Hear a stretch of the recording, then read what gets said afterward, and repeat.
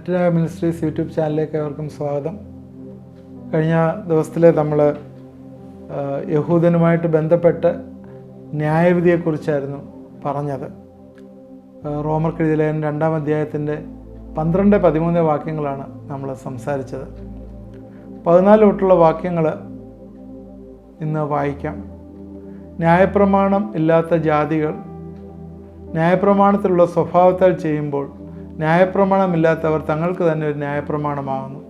അവിടെ മനസ്സാക്ഷിയുടെ കൂടെ സാക്ഷ്യം പറഞ്ഞും അവിടെ വിചാരങ്ങൾ തമ്മിൽ കുറ്റം ചുമത്തിയോ പ്രതിവാദിക്കുകയോ ചെയ്തും കൊണ്ട് അവർ ന്യായപ്രമാണത്തിൻ്റെ പ്രവൃത്തി ഞങ്ങളുടെ ഹൃദയങ്ങൾ എഴുതിയിരിക്കുന്നതായി കാണുന്നു. യേശുക്രിസ്തു മുഖാന്തരം മനുഷ്യരുടെ രഹസ്യങ്ങളെ തൻ്റെ സുവിശേഷപ്രകാരം ന്യായം വിധിക്കുന്ന നാളിൽ തന്നെ. കഴിഞ്ഞ ദിവസം സംസാരിച്ചപ്പോൾ നമ്മൾ പറഞ്ഞാണ്, യഹൂദൻ്റെ ശിക്ഷയ്ക്ക് കാഠിന്യമേറും. കാരണം യഹൂദൻ പറയുന്നത് പോലെ അല്ലെങ്കിൽ ന്യായപ്രമാണത്തിൽ പറയുന്നത് പോലെയുള്ള പ്രവൃത്തി യഹൂദനിൽ നിന്ന് കിട്ടുന്നില്ല. അതുകൊണ്ട് യഹൂദൻ്റെ ശിക്ഷ കൂടും എന്ന് കഴിഞ്ഞ ദിവസം നമ്മൾ പറഞ്ഞു. എന്നാൽ മോശയുടെ ന്യായപ്രമാണം ലഭിച്ചിട്ടല്ലാതെ ജാതികളെ സംബന്ധിച്ചിടത്തോളം അവർക്കൊരു ആന്തരികമായ ഒരു ന്യായപ്രമാണം എന്ന് വെച്ചാൽ അലിഖിതമായ എഴുതപ്പെടാത്ത ഒരു പ്രമാണം, അതിനെക്കുറിച്ചാണ് ഇന്നിവിടെ പറയുന്നത്. എഴുതപ്പെടാത്ത പ്രമാണം അവരുടെ പ്രകൃതിയിൽ ഒരു ന്യായപ്രമാണമായിരിക്കുന്നതായിട്ട് മനസ്സിലാകും. എന്ന് പറഞ്ഞാൽ ജാതിയുടെ ഹൃദയത്തിൽ എഴുതപ്പെട്ട സ്വാഭാവികമായ ഒരു ന്യായപ്രമാണം എന്ന് പറയുന്ന മനസാക്ഷി, നന്മ തിന്മകളെക്കുറിച്ചുള്ള വലിയ അവബോധം. ഈ മനസാക്ഷി എന്ന വാക്ക് ആണ് ഇന്ന് നമ്മൾ കൂടുതലായിട്ട് നമ്മൾ ചിന്തിക്കുന്നത്. പലരും പറഞ്ഞു കേട്ടിട്ടുണ്ട്, മനസാക്ഷി അനുസരിച്ച് ജീവിച്ചാൽ മതി എന്നൊക്കെ പറയും. ഈ മനസാക്ഷി എന്ന് പറയുന്നത് നമ്മുടെ ഒരു ഇന്നർ കോൺഷ്യൻസ് ആണ്. എന്നാൽ ഈ മനസാക്ഷി അനുസരിച്ച് ജീവിച്ചാൽ മനസാക്ഷി സാഹചര്യം അനുസരിച്ചാണ് പലപ്പോഴും ഡെവലപ്പ് ചെയ്യുന്നത്. നമ്മളൊരു സാഹചര്യത്തിൽ ചെന്ന് ആ സാഹചര്യവുമായിട്ട് ബന്ധപ്പെട്ട് കഴിയുമ്പോൾ അത് ശരിയാണെന്ന് നമുക്ക് പലപ്പോഴും ചിന്തിക്കാറുണ്ട്. എന്നാൽ അത് പലപ്പോഴും ശരിയല്ല. ഉദാഹരണം പറഞ്ഞാൽ, ചില കൾച്ചറുകളിൽ ചെയ്യുന്ന ചില കാര്യങ്ങൾ ദൈവവചനത്തിന് വിപരീതമായും വിഭിന്നമായും ആകുമ്പോൾ ആ കൾച്ചറിൽ നമ്മൾ ഇടപഴകി അങ്ങനെ ജീവിച്ചു കഴിയുമ്പോൾ നമ്മുടെ മനസാക്ഷിക്കൊരു കുറ്റം അല്ലെങ്കിൽ മനസാക്ഷിക്കൊരു കുത്ത് വരികയില്ല. കാരണം അതിൽ നമ്മൾ ഇൻ്റലിജ് ചെയ്തു പോയി. ഇപ്പോൾ ഉദാഹരണം പറഞ്ഞാൽ, ഇപ്പം തന്നെ നമ്മുടെ ലോകത്തിൽ അല്ലെങ്കിൽ നാട്ടിലും ഒക്കെ നടക്കുന്ന കാര്യങ്ങൾ, മദ്യപിക്കുന്ന കാര്യം തന്നെ ഒരു എക്സാമ്പിൾ എടുക്കാം. മദ്യപാന്മാരുടെ ഇടയിൽ ചെന്ന് കഴിഞ്ഞാൽ മദ്യം എന്ന് പറയുന്നത് മദ്യപിക്കുന്ന ഒരു പാപമല്ല എന്നവർ പഠിപ്പിക്കുന്നുണ്ട്. ഈവൻ വിദേശത്ത് പോലും ചില കൺട്രികളിലൊക്കെ ചെന്ന് കഴിഞ്ഞാൽ അത് സാരമില്ല, അതൊക്കെ സാധാരണ ഉള്ളതാണ്. അന്നേരം അങ്ങനെ നമ്മൾ പഠിച്ചു കഴിയുമ്പോൾ എന്താ സംഭവിക്കുന്നത്, നമ്മുടെ മനസാക്ഷി അതനുസരിച്ച് ട്രെയിൻഡായി കഴിയുമ്പോൾ എന്താണ്, എനിക്കത് ചെയ്യുമ്പോഴൊരു കുറ്റബോധമില്ല. അതുകൊണ്ട് മനസാക്ഷി അനുസരിച്ച് ജീവിക്കുക എന്നുള്ളതല്ല, ദൈവവചനം എന്ത് പറയുന്നു അതനുസരിച്ച് മനസാക്ഷിയെ ട്രെയിൻ ചെയ്ത് കഴിഞ്ഞാൽ അതനുസരിച്ച് മനസാക്ഷി സെൻസിറ്റീവ് ആകും. അതിനെക്കുറിച്ചുള്ള ചില കാര്യങ്ങളാണ് ഇന്നിവിടെ പറയുന്നത്. ന്യായപ്രമാണത്തിൻ്റെ പർപ്പസ് എന്തായിരുന്നു, എന്തിനു വേണ്ടിയായിരുന്നു ഈ ന്യായപ്രമാണം കൊടുത്തത്? ഗലാത്യർ 3:24-25 വാക്യങ്ങളിൽ ഇങ്ങനെയാണ് എഴുതിയിരിക്കുന്നത്: അങ്ങനെ നാം വിശ്വാസത്താൽ നീതീകരിക്കപ്പെടേണ്ടതിന് ന്യായപ്രമാണം ക്രിസ്തുവിൻ്റെ അടുക്കലേക്ക് നടത്തുവാൻ ഒരു ശിശുപാലകനായി ഭവിച്ചു. വിശ്വാസം വന്ന ശേഷമോ ഇനി ശിശുപാലകൻ്റെ കീഴിൽ അല്ല. ശിശുപാലകൻ, ന്യായപ്രമാണം ക്രിസ്തുവിൻ്റെ അടുക്കലേക്ക് നടത്തുന്ന ഒരു ശിശുപാലകനാണ്. കിങ് ജെയിംസ് വെർഷനകത്ത് ശിശുപാലകൻ എഴുതിയിരിക്കുന്ന സ്കൂൾ മാസ്റ്റർ എന്നുള്ളൊരു വേർഡാണ്. എന്നാൽ അത് NIV-യിലേക്ക് വന്നു കഴിയുമ്പോൾ അത് കാണുന്നത് ലോ ആസ് എ സൂപ്പർവൈസർ, ഒരു സൂപ്പർവൈസറായിട്ടാണ്. എന്ന് പറഞ്ഞാൽ എന്താണത് മനസ്സിലാക്കുന്നത്, ഇത് നമ്മളെ ദൈവത്തിങ്കിലേക്ക് നടത്തുന്ന ഒരു കാര്യമാണ് ന്യായപ്രമാണം. ഈ 25-ാം വാക്യത്തിൽ വിശ്വാസം വന്ന ശേഷം ഇനി ശിശുപാലകൻ്റെ കീഴിലല്ല എന്ന് പറയുന്നു. ഈ ശിശുപാലകൻ എന്ന് ഗ്രീക്കിൽ ഒക്കെ പറയുമ്പോൾ നമ്മളത് ഒത്തിരി ചിന്തിക്കാനുള്ള ഒരു കാര്യമുണ്ട്. അന്നത്തെ ബാക്ക്ഗ്രൗണ്ട് വെച്ചിട്ടാണ് അത് എഴുതിയിരിക്കുന്നത്. ചിന്തിക്കണം, യവന്മാരുടെയും റോമക്കാരുടെയും ഒക്കെ വീടുകളിൽ ഈ 6 മുതൽ 16 വയസ്സ് വരെ പ്രായമുള്ള കുഞ്ഞുങ്ങളെ നോക്കുവാനായിട്ട് അടിമയുണ്ട്. ഇന്നിപ്പോൾ നമ്മൾ ക്രഷിലാക്കും, അല്ലെങ്കിൽ നമ്മൾ സ്കൂളിൽ വിടും ഒക്കെ ചെയ്യുമായിരുന്നു. അന്ന് അങ്ങനെയല്ലായിരുന്നു. അവരെ ടേക്ക് കെയർ ചെയ്യാനായിട്ട് അടിമകളുണ്ടായിരുന്നു. എന്നിട്ട് അവരുടെ പേരാണ് ഈ ശിശുപാലകൻ എന്ന് പറയുന്നത്. കൂടുതൽ നോട്ട് എഴുതുന്നവർക്ക് നോട്ട് എഴുതിക്കാൻ ഗ്രീക്കിലെ പൈതഗോഗസ് എന്നുള്ളൊരു വേർഡാണ് യൂസ് ചെയ്യുന്നത്. പൈതഗോഗസ്, PAIDAGOGOS, പൈതഗോഗസ് എന്ന് പറയുന്നത്. എന്ന് വെച്ചാൽ ചൈൽഡ് കസ്റ്റോഡിയൻ എന്നൊരു വാക്കാണ് ഉപയോഗിക്കുന്നത്. അന്നേരം ഈ 6 തൊട്ട് 16 വയസ്സ്, 6 വയസ്സ് വരെ എന്ന് പറയുമ്പോൾ അമ്മയോട് ചേർന്നിരിക്കുന്ന സമയങ്ങളാണ്. 6 വയസ്സ് കഴിഞ്ഞിട്ട് ഇത് 16 വയസ്സ് വരെ ഇദ്ദേഹം എന്ന് വെച്ചാൽ ഈ അടിമ ആണ് ഈ കൊച്ചിൻ്റെ കസ്റ്റോഡിയൻ നോക്കുന്നത്. 16 വയസ്സ് കഴിയുമ്പോൾ അവിടെ ഒരു സെറിമണി ഉണ്ട്. ആ സെറിമണിയിൽ ആ കുടുംബത്തിലെ ഒരു ഫുൾ ഫ്ലെഡ്ജ് ആക്കി മാറ്റും അവനെ. ഫുൾ ഫ്ലെഡ്ജ് മെമ്പറായിട്ട് ആ കുടുംബത്തിലെ അവനെ ആക്കി മാറ്റും. ഇത് നമുക്ക് മനസ്സിലായി. ഇതേ കാര്യങ്ങൾ മനസ്സിൽ വച്ചുകൊണ്ട് തന്നെ നമുക്ക് ഈ ഒരു ഭാഗം ഒന്ന് വായിച്ചു നോക്കി. ഗലാത്യർ 4-ാം അധ്യായത്തിൻ്റെ 1 മുതൽ 7 വരെയുള്ള വാക്യങ്ങൾ, ഇതേ ഭാഗം തന്നെ നമ്മൾ ഞാൻ പറഞ്ഞ വാക്യം മനസ്സിലാക്കിയിട്ട് ഒന്ന് വായിച്ചു നോക്കി. അവകാശി സർവ്വത്തിലും യജമാനെങ്കിലും ശിശുവായിരിക്കുന്നിടത്തോളം ദാസനേക്കാൾ ഒട്ടും വിശേഷതയുള്ളവനല്ല. പിതാവ് നിശ്ചയിച്ച അവധിയോളം രക്ഷകന്മാർക്കും ഗ്രഹവിചാരന്മാർക്കും കീഴ്പ്പെട്ടവനത്രേ എന്ന് ഞാൻ പറയുന്നു. നേരത്തെ പറഞ്ഞാണ്, പിതാവ് നിശ്ചയിച്ച അവധി 6 തൊട്ട് 16 വയസ്സ് വരെ ഈ രക്ഷകന്മാർക്കും ഗ്രഹവിചാരന്മാർക്കും കസ്റ്റോഡിയൻ്റെ കീഴിൽ ആണ്. അതുപോലെ തന്നെ നാം ശിശുക്കളായിരുന്നപ്പോൾ ലോകത്തിൻ്റെ ആദ്യ പാഠങ്ങളിൽ അടിമപ്പെട്ടിരുന്നു. എന്നാൽ കാലസമ്പൂർണത വന്നപ്പോൾ ദൈവം തൻ്റെ പുത്രനെ സ്ത്രീയിൽ നിന്ന് ജനിച്ചവനായി ന്യായപ്രമാണത്തിനും കീഴിൽ ജനിച്ചവനായി നിയോഗിച്ചത്. അവൻ ന്യായപ്രമാണത്തിൻ്റെ കീഴിലുള്ളവരെ വിലയ്ക്ക് വാങ്ങിയിട്ട് നാം പുത്രത്വം പ്രാപിക്കേണ്ടതിന് തന്നെ. നിങ്ങൾ മക്കൾ ആകുന്നതുകൊണ്ട് അബ്ബ പിതാവേ എന്ന് വിളിക്കുന്ന സ്വപുത്രൻ്റെ ആത്മാവിനെ ദൈവം നമ്മുടെ ഹൃദയങ്ങളിൽ അയച്ചു. അങ്ങനെ നീ ഇനി ദാസനല്ല പുത്രനത്രേ, പുത്രനെങ്കിലോ ദൈവഹിതത്തിൽ അവകാശിയുമായിരിക്കും. 16 വയസ്സ് വരെ ശിശുപാലൻ്റെ കീഴിലാണ്. അന്ന് വരെ അവൻ ബാലനാണ്. എന്നാൽ അവകാശിയാണെങ്കിലും ശരിക്കും പറഞ്ഞാൽ അവൻ അവകാശിയല്ല. എന്നാൽ ഇപ്പോഴെന്താണ്, നീ ന്യായപ്രമാണത്തിൻ്റെ കീഴിലല്ല. കർത്താവിനെ അറിഞ്ഞപ്പോൾ നീ ശിശുപാലൻ്റെ കീഴിലല്ല, അവിടെ നിന്ന് മാറി നിന്നെ അവകാശിയാക്കി വെച്ചു.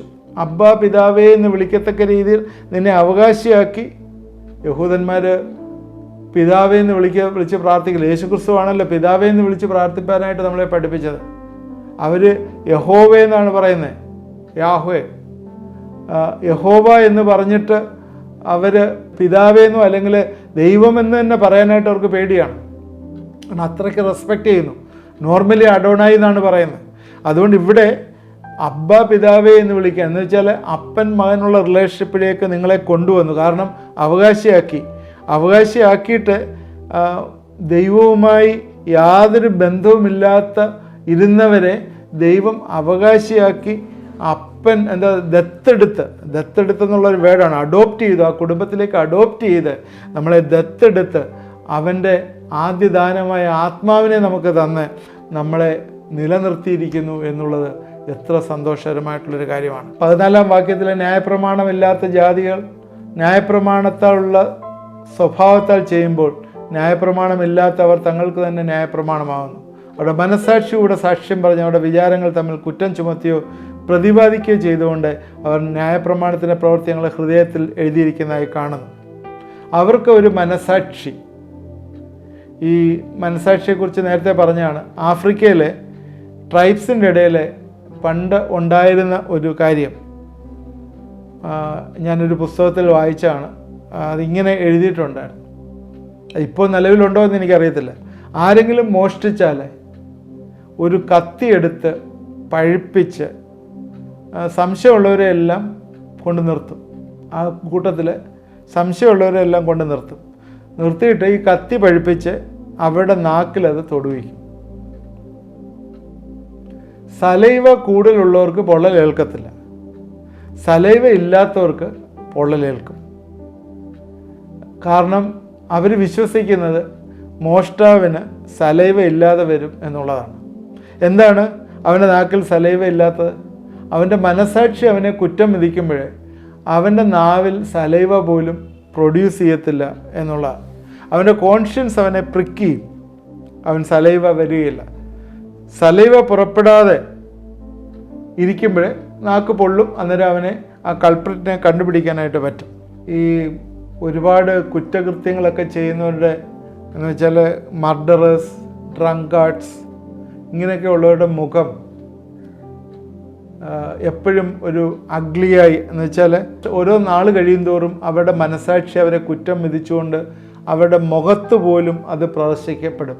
എന്നാൽ ദൈവഭക്തരായിട്ടുള്ള ആൾക്കാരുടെ മുഖം ഓരോ വർഷം കഴിയുന്തോറും ശോഭ കൂടി വരുന്നതായിട്ട് അത് കാണാനായിട്ട് പറ്റും. ദൈവവചനം കൂടുതൽ പഠിക്കുകയും അത് നമ്മൾ കൂടുതൽ മനസ്സിലാക്കുകയും ചെയ്യുമ്പോഴേ നമ്മുടെ മനസാക്ഷി കൂടുതലായിട്ട് സെൻസിറ്റീവ് ആകുന്നതായിട്ട് കാണാം. അത് നമ്മുടെ കോൺഷ്യൻസ് നമ്മൾ കൂടുതൽ സെൻസിറ്റീവ് ആവും. ഈ ദൈവവചനം ഉള്ളിൽ വന്ന് നിറഞ്ഞാൽ നമ്മൾ കൂടുതൽ സ്പിരിറ്റ് കോൺഷ്യസ് ആയിത്തീരും. എന്നാൽ ദൈവവചനം നിറഞ്ഞില്ലെങ്കിലോ, ദൈവവചനം ഇല്ലാതെ പോയാലോ നമ്മൾ ഓരോ ദിവസവും ഇങ്ങനെ ബാക്ക് സ്ലൈഡ് ചെയ്ത് പിശാചിൻ്റെ ഗടിയിലോട്ട് അകപ്പെട്ടു പോകുന്ന പോലെ നമുക്ക് കാണാം. അതുകൊണ്ടാണ് എപ്പോഴും നാം പറയുന്നത് എല്ലാ ദിവസവും ദൈവവചനം ധ്യാനിക്കുകയും പ്രാർത്ഥിക്കുകയും ചെയ്യണം. എങ്കിൽ മാത്രമേ നമ്മുടെ കോൺഷ്യൻസിനെ മനസ്സ് പുതുക്കി രൂപാന്തരപ്പെടുക. ഇത് നമ്മൾ 12ാം അധ്യായം പഠിക്കുമ്പോൾ അതിനെക്കുറിച്ച് കൂടുതലായിട്ട് നമ്മൾ പഠിക്കും. മനസ്സ് പുതുക്കി രൂപാന്തരപ്പെടാനായിട്ട് പറയുന്നു. കുഷ്ഠരോഗികളെ നിങ്ങൾ കണ്ടിട്ടുണ്ടാവും. കുഷ്ഠരോഗികളുടെ ഈ കയ്യിൻ്റെ വിരലിൻ്റെയൊക്കെ അറ്റമൊക്കെ ഇങ്ങനെ ചെറുതായി കുറഞ്ഞ് എന്തോ കാർന്ന് തിന്നതുപോലെ ഇരിക്കും. നമ്മൾ പലപ്പോഴും വിചാരിക്കും എന്തോ ഈ കുഷ്ഠം വരുന്ന രോഗാണുക്കൾ അത് നശിപ്പിച്ചതാണ് എന്ന് ചിന്തിക്കും. എന്നാൽ അവരുടെ കൈയുടെ വിരലിൻ്റെ നീളമൊക്കെ കുറഞ്ഞിരിക്കുന്ന ഈ കുഷ്ഠ അണുക്കൾ വന്ന് തിന്നുന്നതാണെന്ന് നമ്മൾ ചിന്തിക്കും. ആ ഡിസ്ഫിഗേർഡ് ആവുന്ന ആ സംഭവം. എന്നാൽ അതൊന്നും അല്ല അതിൻ്റെ കാരണം. ഈ രോഗാണുക്കൾ വന്നല്ല ഇത് തിന്ന് നശിപ്പിക്കുകയല്ല ചെയ്യുന്നത്. കാരണം ഇതിനകത്തെ നേഴ്സ് ഉള്ള ഇതിനകത്തൂടെ ഓടുന്ന ഞരമ്പുകൾ, ഈ ഞരമ്പുകളുടെ സെൻസിറ്റിവിറ്റി നഷ്ടപ്പെട്ടു പോകുമ്പോൾ ഇവർ പോയി എവിടെയെങ്കിലും കുത്തുകയോ പിടിക്കുകയോ തീയിൽ തൊടുകയോ എന്തെങ്കിലുമൊക്കെ ഇടിക്കുകയോ ഒക്കെ ചെയ്യുമ്പോൾ ആ സെൻസിറ്റിവിറ്റി ഇല്ലാത്തതുകൊണ്ട് അവിടെ എല്ലാം പിന്നീട് ആ സെൻസിറ്റിവിറ്റി ഇല്ലാത്തതുകൊണ്ട് അതെല്ലാം ഇങ്ങനെ ഓരോ രീതിയിൽ അത് ആ ഭാഗങ്ങൾ നഷ്ടപ്പെട്ടുകൊണ്ടേയിരിക്കും. അങ്ങനെയാണ് ഈ കുഷ്ഠരോഗികളുടെ അവരുടെ കൈയുടെയൊക്കെ ഈ വിരലിൻ്റെയൊക്കെ നീളം കുറഞ്ഞതായിട്ട് നമ്മൾ കാണുന്നത്. സെൻസിറ്റീവ്നെസ് നഷ്ടപ്പെട്ടു പോകാം. ഇതുപോലെയാണ് പാപം ചെയ്യുമ്പോഴും സെൻസിറ്റീവ്നെസ് നഷ്ടപ്പെട്ടു പോകുന്നത്. മനസാക്ഷിയുടെ സെൻസിറ്റീവ്നെസ് നഷ്ടപ്പെട്ടു പോകാം. നമ്മൾ പാപം ചെയ്ത് ആദ്യം ഈ കൊലപാതകികളോടൊക്കെ ചോദിച്ചാൽ അവരുടെ പേഴ്സണൽ ഇൻ്റർവ്യൂവിൽ ഒക്കെ അവർ പറയും, ആദ്യത്തെ കൊലപാതകം ഗൂണ്ടകളോടൊക്കെ ചോദിച്ചാൽ ആദ്യത്തെ കൊലപാതകമൊക്കെ ഭയങ്കര പാടായിരുന്നു ചെയ്യാൻ. 2-3 എണ്ണം കഴിയുമ്പോൾ ഈ കോഴികളെ കൊല്ലുന്നവരേ ഉള്ളൂ. പിന്നെ അവരുടെ ആ സെൻസിറ്റീവ്നെസ് നഷ്ടപ്പെട്ടു പോകും. റോമർ 13:5 അതുകൊണ്ട് മനസാക്ഷിയെ വിചാരിച്ച്, അതുകൊണ്ട് ശിക്ഷയെ മാത്രമല്ല മനസാക്ഷിയും വിചാരിച്ച് കീഴടങ്ങുക ആവശ്യം. അതുകൊണ്ട് മനസാക്ഷി അനുസരിച്ച് കീഴടങ്ങുക എന്ന് പറയുന്നു. 1 കൊരിന്ത്യർ 8-ാം അധ്യായത്തിൻ്റെ 7-8 വാക്യത്തിൽ, എന്നാൽ എല്ലാവരിലും ഈ അറിവില്ല. ചിലർ ഇന്ന് വരെ വിഗ്രഹ പരിചയം ഹേതുവായി വിഗ്രഹാർപ്പിതം എന്ന് വെച്ച് തിന്നുന്നു. അവിടെ മനസാക്ഷി ബലഹീനമാകിയാൽ മലിനമായിത്തീരുന്നു. എന്നാൽ ആഹാരം ദൈവത്തോട് അടുപ്പിക്കുന്നില്ല, നമ്മെ ദൈവത്തോട് അടുപ്പിക്കുന്നില്ല. തിന്നാഞ്ഞാൽ നമുക്ക് നഷ്ടമില്ല, തിന്നാൽ ആദായവുമില്ല. ഇവിടെ മനസാക്ഷിയുടെ കാര്യമാണ് പറയുന്നത്. നമ്മുടെ സഹോദരൻ വീക്കായിട്ടുള്ള, ക്ഷീണിതനായ, അല്ലെങ്കിൽ വിശ്വാസത്തിലെ കുറവുള്ള സഹോദരൻ ഈ നമ്മളുടെ ഒരു പ്രവർത്തനം വിഗ്രഹാർപ്പിതം കഴിക്കുന്നത് കണ്ടിട്ട് ദൈവത്തിൽ നിന്ന് അകന്നു പോയാൽ മനസാക്ഷി മലിനമായി തീരും എന്ന് പറയുന്ന ഭാഗം, മനസാക്ഷിയെക്കുറിച്ച് പറയുന്ന ഭാഗം അപ്പോസ്തല പ്രവൃത്തി 24:16 പറയുന്നു. അതുകൊണ്ട് എനിക്ക് ദൈവത്തോട് മനുഷ്യനോടും കുറ്റമില്ലാത്ത മനസാക്ഷി എല്ലായ്പ്പോഴും ഉണ്ടായിരിക്കാൻ ശ്രമിക്കുന്നു. ദൈവത്തോടും മനുഷ്യനോടും കുറ്റമില്ലാത്ത മനസാക്ഷി. റോമർ 9:2 ഇനി നമ്മൾ പഠിക്കുന്ന ഭാഗമാണ്. എനിക്ക് വലിയ ദുഃഖവും ഹൃദയത്തിലിടാതെ നോവുമുണ്ട് എന്ന് എൻ്റെ മനസാക്ഷി എനിക്ക് പരിശുദ്ധാത്മാവിൽ സാക്ഷിയായിരിക്കും. ഇവിടെ എല്ലാം തന്നെ കോൺഷ്യൻസ് നമ്മളെ ഗൈഡ് ചെയ്യുന്നതായിട്ട് കാണുന്നു. കോൺഷ്യൻസ് ഗൈഡ് ചെയ്യുന്നു. കർത്താവ് നമുക്കൊരു പുതിയ ഹൃദയം തന്നു. അത് പഴയതിനെ എടുത്തു കളഞ്ഞ് മാംസളമായ ഹൃദയം നമ്മളിലേക്ക് ട്രാൻസ്പ്ലാന്റ് ചെയ്തു. ആ മനസാക്ഷി കർത്താവുമായിട്ട് ട്യൂൺ ചെയ്ത മനസാക്ഷിയാണ്. അതിലേക്ക് നമ്മൾ എന്താണ് നിറയ്ക്കേണ്ടത്? ദൈവത്തിൻ്റെ വചനമാണ് ആ മനസ്സാക്ഷിയിൽ നിറയ്ക്കേണ്ടത്. വചനം നിറയ്ക്കുമ്പോഴെന്താ സംഭവിക്കുന്നത്? നമ്മൾക്ക് പരിശുദ്ധാത്മാവിൻ്റെ ഗൈഡൻസ് അവിടെ ഉണ്ടാകുകയാണ്. എനിക്ക് പരിശുദ്ധാത്മാവിൻ്റെ സാക്ഷിയായി എൻ്റെ മനസ്സാക്ഷി. എന്നാൽ പരിശുദ്ധാത്മാവിന് ഇഷ്ടമില്ലാത്ത, ദൈവവചനത്തിന് ഇഷ്ടമില്ലാത്ത ഒന്നും ഞാൻ ചെയ്യത്തില്ല, ചിന്തിക്കത്തില്ല എന്നുള്ള വലിയൊരു ചിന്തയാണ് അവിടെ വരുന്നത്. അപ്പോൾ ഇന്ന് ഞാൻ നിങ്ങളോട് പറയാനായിട്ട് ആഗ്രഹിച്ചത്, നമ്മുടെ മനസ്സാക്ഷി ജാതികളെ സംബന്ധിച്ചിടത്തോളം അവരുടെ മനസ്സാക്ഷി അവരോട് സാക്ഷ്യം പറഞ്ഞ് അവർക്ക് കുറ്റം വിധിക്കും. അതുകൊണ്ട് അവർ ദൈവത്തിൻ്റെ ന്യായവിധിയിൽ നിന്ന് ഒഴിഞ്ഞിരിക്കാനായിട്ട് സാധ്യമല്ല എന്നുള്ളതാണ് ഇതിൽ നിന്ന് മനസ്സിലാക്കുന്നത്. അതുകൊണ്ട് എന്താണ് നമ്മൾ ചെയ്യേണ്ടത്? മനസ്സാക്ഷി നമ്മൾ ദൈവഹിതപ്രകാരം ട്യൂൺ ചെയ്യുക എന്നുള്ളതാണ്. എന്നുവെച്ചാൽ ദൈവവചനപ്രകാരം നമ്മുടെ മനസ്സാക്ഷിയെ നമ്മൾ ട്രെയിൻ ചെയ്യുക, ട്യൂൺ ചെയ്യുക എന്നുള്ളതാണ് ആവശ്യം. എല്ലാവരുടെയും പോയി എല്ലാ രീതിയിലും സഹകരിക്കുക എന്നുള്ളതല്ല. ദൈവത്തിന് ഹിതമല്ലാത്ത നമ്മുടെ ജീവിതത്തിൽ ചെയ്യാതിരിക്കുക. നമ്മൾ നേരത്തെ പറഞ്ഞ പോലെ നമ്മൾ ട്രാൻസ്പ്ലാന്റ് ചെയ്ത ഹൃദയമാണ്. കർത്താവ് ഒരു പുതിയ ഹൃദയം തന്നിരിക്കുകയാണ്, പഴയത് എടുത്തു കളഞ്ഞതാണ്. അതുകൊണ്ട് ആ ഹൃദയത്തിൽ നമ്മൾ സംഗ്രഹിക്കേണ്ട കാര്യം ദൈവത്തിൻ്റെ വചനമാണ്. അതല്ലാതെ വേണ്ടാത്തതായിട്ടുള്ള ചിന്തകളല്ല, വേണ്ടാത്ത വിചാരങ്ങളല്ല എന്നുള്ളത് നമ്മൾ മനസ്സിലാക്കുക. 16ാമത്തെ വാക്യം നമുക്ക് നാളെ ചിന്തിക്കാം. തീർച്ചയായും ഇന്നത്തെ ചിന്തകൾ നമുക്ക് അനുഗ്രഹമായി എന്ന് വിചാരിക്കുന്നു. നിങ്ങളിത് മറ്റുള്ളവർക്ക് ഷെയർ ചെയ്ത് കൊടുക്കണമേ എന്ന് വീണ്ടും റിക്വസ്റ്റ് ചെയ്യുകയാണ്. കാരണം അത് ചെയ്യുമ്പോഴേ തന്നെ നിങ്ങൾ ഇതറിയാതെ തന്നെ ഇതിനകത്ത് വേറെ പാർട്ടിസിപ്പേറ്റ് ചെയ്യുകയാണ്. അല്ലെങ്കിൽ നിങ്ങളുടെ ഒരു ഭാഗം എടുത്തിട്ട് നിങ്ങൾക്ക് ഏറ്റവും ഇമ്പോർട്ടൻ്റ് ആയിട്ട് തോന്നുന്നൊരു ഭാഗം എടുത്ത് നിങ്ങളുടെ വാട്സാപ്പിലെ സ്റ്റാറ്റസിലിടുകയോ എന്തെങ്കിലുമൊക്കെ ഒന്ന് ചെയ്തു കഴിഞ്ഞാൽ അത് ആൾ കാണുകയും ശ്രദ്ധിക്കുകയും ചെയ്യാനായിട്ട് ഇടവരും. ആളുടെ മാനസാന്തരത്തിന് കാരണമാകും. നമുക്ക് പ്രാർത്ഥിക്കാം. ദൈവമായ കർത്താവേ, ഇത് കണ്ടുകൊണ്ടിരിക്കുന്ന എല്ലാവരെയും ഞങ്ങളെ ഏൽപ്പിച്ച് പ്രാർത്ഥിക്കുന്നു. ദൈവമേ, മനസ്സാക്ഷി ട്യൂൺ ചെയ്യുവാനായിട്ട്, ദൈവഹിതപ്രകാരമാക്കുവാനായിട്ട് ഞങ്ങളുടെ ജീവിതങ്ങളെ നിൻ്റെ കരങ്ങളിലേക്ക് സമർപ്പിച്ച് പ്രാർത്ഥിക്കുന്നു. നീ ഞങ്ങളുടെ ഹൃദയത്തിലെ രഹസ്യങ്ങളെ ന്യായം വിധിക്കുമല്ലോ. എന്നാൽ ഞങ്ങളുടെ മനസ്സാക്ഷി ഞങ്ങളോടൊരിക്കലും കുറ്റം പറയുവാനായിട്ട് ഇടവരരുത്. അതിനാൽ ഞങ്ങളുടെ ജീവിതങ്ങളെ നിൻ്റെ കരങ്ങളിലേക്ക് ഏൽപ്പിച്ച് പ്രാർത്ഥിക്കുന്നു. കർത്താവേ, നീ ഞങ്ങളുടെ തന്ന ഹൃദയം ഒരിക്കലും തിന്മയ്ക്ക് വേണ്ടിയല്ല, നന്മയ്ക്ക് വേണ്ടി യൂസ് ചെയ്യപ്പെടുവാനായിട്ട് ദൈവമേ നീ സഹായിക്കണമേ എന്ന് പ്രാർത്ഥിക്കുന്നു. നന്മ എന്ന് പറഞ്ഞാൽ വിശ്വാസം വർദ്ധിച്ചു വരിക. ദൈവത്തിൽ വിശ്വസിക്കുന്നതാണല്ലോ നന്മ. അത് ഞങ്ങളുടെ ജീവിതങ്ങൾ കൂടുതലായിരിക്കാനായിട്ട് സഹായിക്കണമേ എന്ന് പ്രാർത്ഥിക്കുന്നു. ഇത് കണ്ടുകൊണ്ടിരിക്കുന്ന ചില ആളുകളുടെ ഭവനത്തിൽ ചില വ്യക്തികൾ UK പഠിച്ച് കഴിഞ്ഞ് നിൽക്കുന്ന, ജോലിയായിട്ടില്ല. പ്രത്യേകം പ്രാർത്ഥിക്കുന്നു, ജോലി ശരിയാവാനായിട്ട് പ്രാർത്ഥിക്കുന്നു. എന്നോട് ചേർന്ന് നിങ്ങളൊന്ന് പ്രാർത്ഥിക്കുമോ? ആരോ 1-2 വ്യക്തികളുണ്ട് എന്നാണ് മനസ്സിലാക്കുന്നത്. നിങ്ങൾക്ക് എൻ്റെ കൂടെ ചേർന്ന് പ്രാർത്ഥിക്കുമോ? UK മകനും മകൾക്കും ജോലി വന്നു ചേരുവാനായിട്ട് യേശുവിൻ്റെ നാമത്തിൽ അനുഗ്രഹിച്ച് പ്രാർത്ഥിക്കുന്നു. അനുഗ്രഹിക്കണമേ, സഹായിക്കണമേ. എന്നോട് ചേർന്ന് പ്രാർത്ഥിക്കുന്നവരെ അനുഗ്രഹിക്കണമേ എന്ന് പ്രാർത്ഥിക്കുന്നു. മകളുടെ കല്യാണത്തിന് വേണ്ടി വെയിറ്റ് ചെയ്യുന്ന ചിലരെ ഇത് കാണുന്നു, പ്രാർത്ഥിക്കുന്നു. വലിയ താല്പര്യമുണ്ട്, അവളുടെ ഏജൊക്കെ ഓവറായി പോകുന്നു. എന്നാൽ മകൾ കല്യാണത്തിന് സമ്മതിക്കുന്നില്ല, എഗ്രി ചെയ്യുന്നില്ല. അങ്ങനെ വിഷമത്തിലിരിക്കുന്ന മാതാവും പിതാവും നിങ്ങൾ എന്നോട് ചേർന്നൊന്ന് പ്രാർത്ഥിക്കുമ്പോൾ ദൈവം എല്ലാ പ്രാർത്ഥനകളെയും ഉത്തരം തരുന്ന ദൈവമാണ്. ഈ ദിവസങ്ങളിൽ നിങ്ങളുടെ ഭവനത്തിലെ വലിയ അനുഗ്രഹങ്ങളെ അവൻ അയക്കും. എന്നോട് ചേർന്നൊന്ന് കർത്താവെ, ആ കുഞ്ഞിന് വേണ്ടായിട്ടുള്ള വലിയ വിടുതൽ ഈ ദിവസങ്ങൾ അവരുടെ ഹൃദയങ്ങളിൽ കർത്താവെ നല്ല രീതിയിൽ ചിന്തിപ്പാനായിട്ടുള്ള കൃപ കൊടുക്കണമേ എന്ന് പ്രാർത്ഥിക്കുന്നു. ഒരു സ്നേഹനായിരിക്കുന്ന നന്നല്ല കുടുംബമായിരിക്കണം എന്ന് ചിന്തിച്ച് ജീവിപ്പാനുള്ള കൃപ കൊടുക്കണമേ, സഹായിക്കണമേ എന്ന് പ്രാർത്ഥിക്കുന്നു. എനിക്ക് കല്യാണം വേണ്ട എന്ന് വെച്ചിരിക്കുന്ന കുരുടായിട്ടുള്ള ആ ചിന്തയിൽ നിന്ന് വലിയൊരു റിലീസ് ഈ ദിവസം ആ കുടുംബത്തിൽ വന്നു ചേരട്ടെ എന്ന് പ്രാർത്ഥിക്കുന്നു. എന്നോട് ചേർന്ന് പ്രാർത്ഥിച്ചവരെല്ലാം അനുഗ്രഹിച്ചോർത്ത് സ്തോത്രം. പ്രാർത്ഥന കേട്ടോർത്ത് സ്തോത്രം. യേശുക്രിസ്തുവിൻ്റെ നാമത്തിൽ പ്രാർത്ഥിക്കുന്നു, കേൾക്കുമാറാണമേ. ആമേൻ. നിങ്ങളെ തുടർന്ന് ഇത് വാച്ച് ചെയ്യണം. എല്ലാ ദിവസവും 9:30 മണിക്ക് നിങ്ങളുടെ ഭവനത്തിൽ എത്തിച്ചേരുന്നതാണ്. ഇത് ആദ്യമായിട്ട് കാണുന്നവർ സബ്സ്ക്രൈബ് ചെയ്യണം. ഇത് നിങ്ങളുടെ ഫ്രണ്ട്സിന് ഷെയർ ചെയ്ത് കൊടുത്താൽ അവരത് കാണാനായിട്ട് ഇടവരും. പ്രെയർ റിക്വസ്റ്റുകൾ ആ വാട്സാപ്പ് നമ്പറിൽ ഇടുകയോ ഞങ്ങളെ വിളിച്ചറിയിക്കുകയോ ചെയ്യുക. ദൈവം നമ്മളെ എല്ലാവരെയും അനുഗ്രഹിക്കും.